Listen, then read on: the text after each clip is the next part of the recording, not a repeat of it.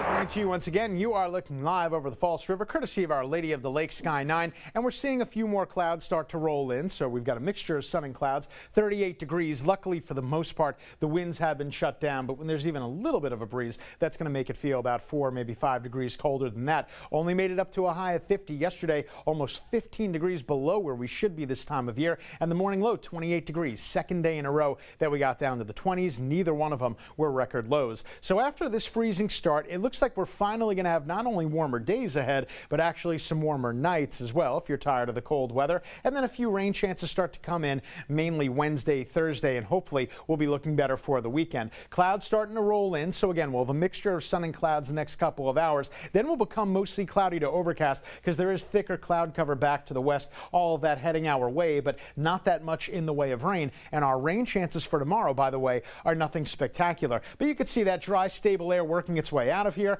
More moisture, especially higher up in the atmosphere. We see that on the water vapor, but there's not going to be any tremendous chance of rain in our near future. Let me show you what we're talking about. As we go to tomorrow, first we start with Wednesday morning, and you can see it'll be a mostly cloudy day. Here come a few showers, but the models insist that it really does lose its punch before it gets in here. So Wednesday afternoon, we're going to go with maybe a 20% chance, and that's really going to be about it.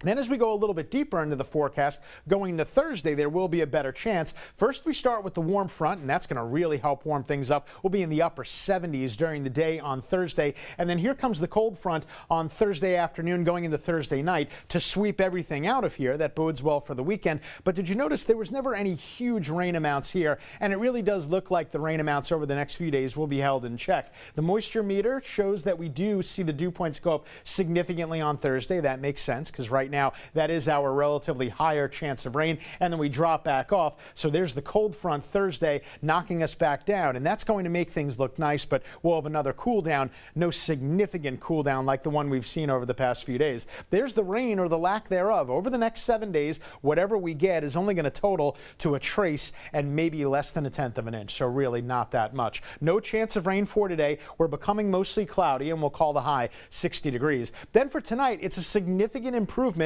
No more 20s. Matter of fact, not only 20s, no 30s. We're only going to see low temperatures getting down to the mid 40s because the mostly cloudy skies and the winds out of the south are going to allow things to level off. So here comes the warming trend, and we get all the way to the upper 70s on Thursday. That's the day of the cold front, though. So after that front, we're going to go from the upper 70s, knock it right back down to 62 for a high on Friday, and then we officially welcome in winter. Go figure, when winter is officially here on Sunday, it won't look or feel like it. We're going to get highs back to the upper 70s as we finish off the 7-day forecast with a warming trend.